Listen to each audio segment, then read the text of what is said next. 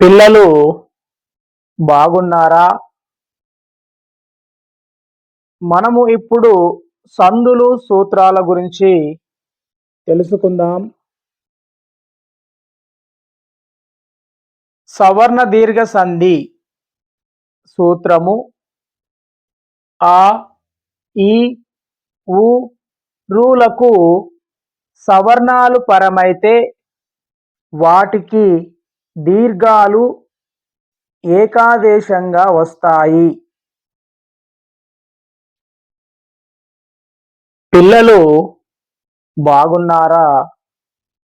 మనము ఇప్పుడు సంధి సూత్రాల గురించి తెలుసుకుందాం.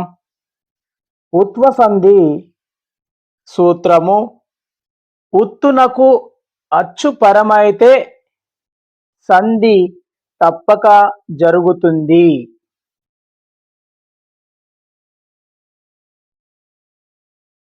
సందులు సూత్రాలు ఇత్వ సంధి సూత్రము ఏ మ్యాదుల యందు ఇత్తునకు అచ్చుపరమైనప్పుడు సంధి వైకల్పికంగా జరుగుతుంది.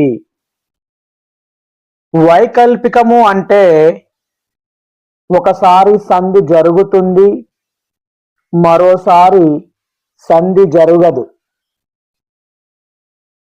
ఏ మ్యాదులు అంటే ఇవి, అవి, ఇది, అది, ఏవి, మరి, కి మొదలైనవి. గుణసంధి సూత్రము అకారానికి ఈ, ఉ, రులు పరమైతే క్రమంగా ఏ, ఓ, అర్లు ఏకాదేశంగా వస్తాయి. ఏ, ఓ, అర్లను గుణాలు అని అంటారు.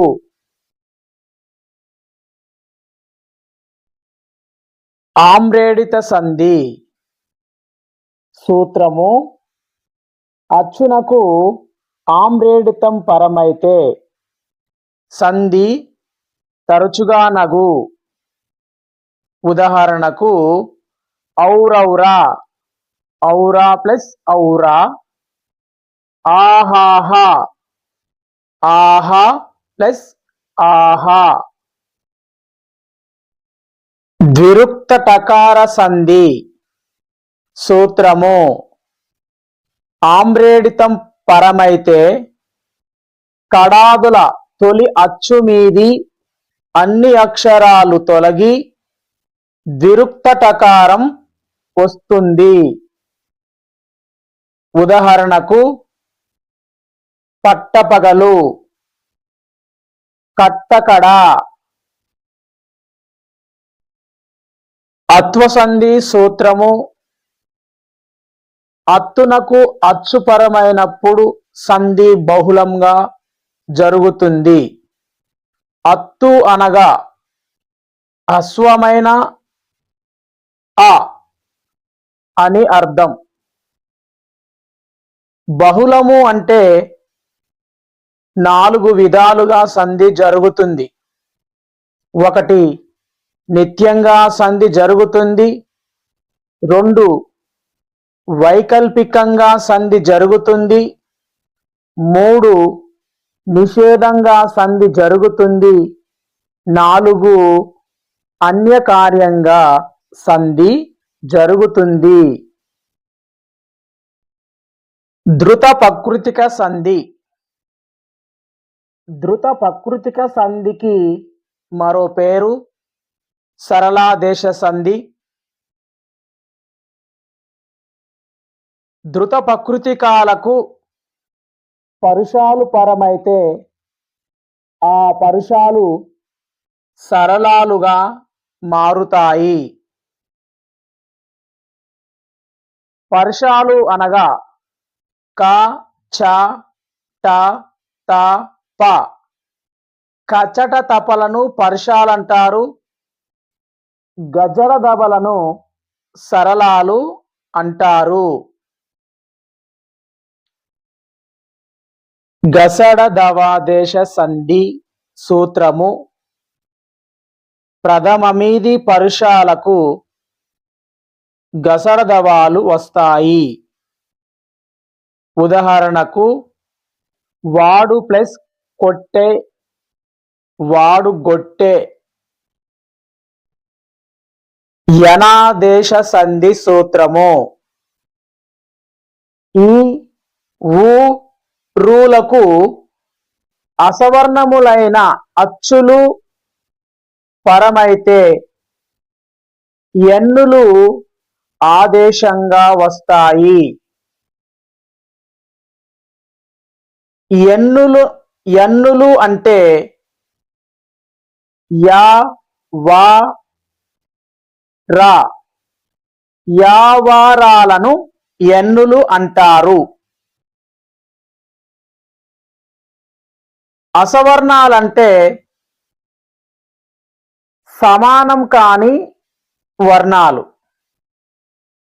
సమానము కాని అచ్చులు. అంటే ఈకి ఈ కాకుండా, ఊకు ఊ కాకుండా,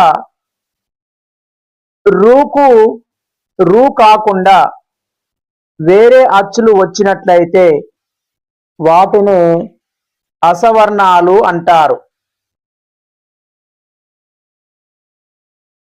ఉదాహరణకు అత్యవసరం, అతి ప్లస్ అవసరం.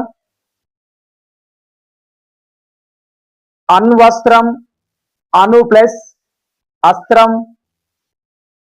మాతృపదేశం, మాతృ ప్లస్ ఉపదేశం. త్రికసంధి సూత్రము ఆ ఈ ఏలను త్రికాలంటారు.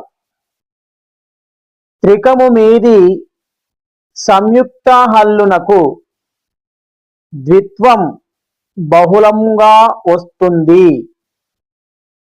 త్రికము మీది సంయుక్త హల్లునకు ద్విత్వం బహుళమగును. రుగాగమ సంధి సూత్రము రుగాగమ సంధికి రెండు సూత్రాలు ఉన్నాయి. ఒకటి పేదాది శబ్దాలకు ఆలు శబ్దం పరమైనప్పుడు రుగాగమం అవుతుంది.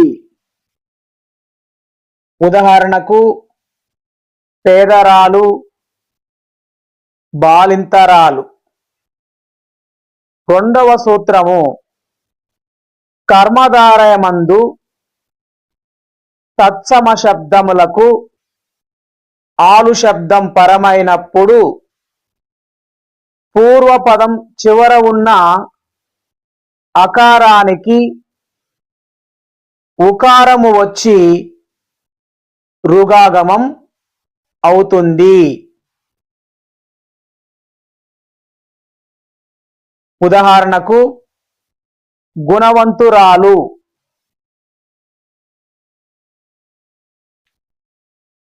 వృద్ధి సంధి సూత్రము అకారానికి ఏ ఐలు పరమైతే ఐకారం, ఓ ఔలు పరమైతే ఔకారం ఏకాదేశంగా వస్తాయి. ఐ ఔలను వృద్ధులు అంటారు. ఐ ఔలను వృద్ధులు అంటారు.